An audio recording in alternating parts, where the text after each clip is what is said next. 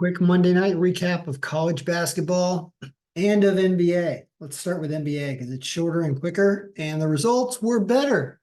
So, NBA algorithm did pretty darn well. Lakers, the Clippers were the pick of the day. They won. Their line actually got a lot worse after I did that video. They were down at minus 180 by the start of that game. They did win. Pelicans won. A lot of teams covered here. The Sixers are the only one that loses on here. And the Sixers were at 65% health, which means they had a lot of guys injured. So it was very, very obvious that this was extremely risky with those kind of injury numbers. So this worked out really well. Even Golden State wins down here as an underdog. NBA algorithm cannot complain, and it has a good day. College basketball did not have a great day. College basketball, while going 11-6, very odd 4 losses out of the top 5 up top. 4 out of the top 6. So Norfolk State, don't know what happened here, but they lost. Other than being away, there's no reason they should have lost, but they did. North Carolina Central loses in overtime. The worst strength of schedule may have had an impact. That's a rough loss. Bethune-Cookman blows it late, last possession game. And Kansas goes to overtime and blows a big lead in the second half to Kansas State. So it's just a rough day all around. That's going to happen sometimes when it comes to anything, especially when it comes to sports betting. So today was that odd, regression to the mean day where you go 2 and 4 in the top 6 with those games over 20%. Southern, at least Southern wins as an underdog. And the algorithm's underdogs actually do decent today. The underdogs go 3-2. Even Pine Bluff came back to cover and make this game really close at the end and also lost on the last possession. Miami did not put up a fight, and I believe put up the fewest points they put up all year at 38 points. Yikes. And somehow this Idaho underdog down there wins. So it was a weird day where the stuff at the top, which is normally more reliable, was not. And it had a better day. Going down the list here, Eastern Washington absolutely annihilated it. Grambling won. New Orleans won. Southern Louisiana won. There's a lot on there that won down there. You could have done something decent with it, actually staying away from a lot of these terrible lines. To lose with a minus 425 and a minus 360 is rough. Right? That's where the odds makers and the algorithm, but it's just yuck.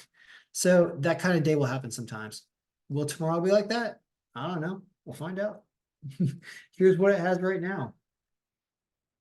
It's got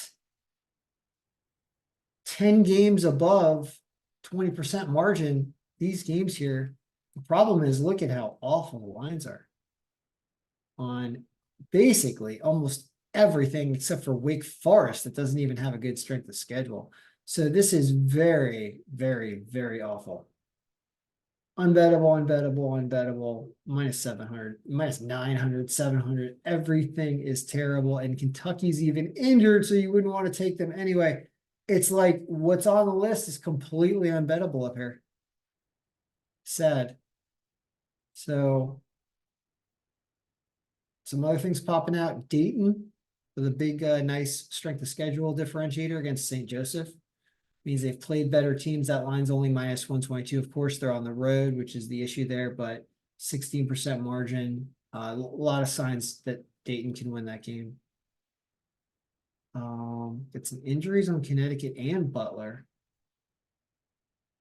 BYU injured a little bit against Oklahoma. Very tough board. Extremely tough board. Baylor at home against Texas Tech, probably. But the line is consistent at minus 250. There's not a lot of value there. Really, really, really, really tough board. Brutal. I can't recommend much for betting stuff for tomorrow. Other than this basic, I mean, I hate making the pick of the day an away team that's not even 20% margin, but there's not a lot to choose from on here. In terms of line wise, that big strength of schedule number there is a good sign for Dayton. They probably win that game. So and they don't have any injury problems as of the night before. So that's probably one of the better picks. Man, is this a tough one. Look at how, if you're looking at what I'm looking at, I'm going down the list. I'm like, is there anything reasonable line wise on here? Okay, Wake Forest, but they're away and their strength of schedule is a lot worse. And the margin's barely 20%. It's just not good. It's not even an underdog line. It's nothing. That's why this Dayton pick is pretty much the most reasonable thing on here. Because I can't find any reason other than them being away that they lose this game. And it just, they're also they're a pretty powerful team. They're a 73% power team. You want to have money on more powerful teams. Connecticut's injuries, is BYU slightly injured. Michigan State slightly injured. But oh man, so tough. There's just nothing really clean and good.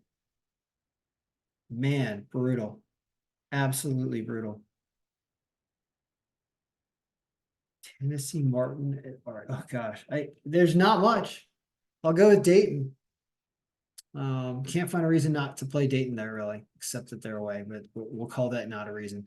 So good luck everyone. It was a rough day on Monday and I'm not expecting good things on Tuesday with this list. All right, good luck. May all your picks be winning.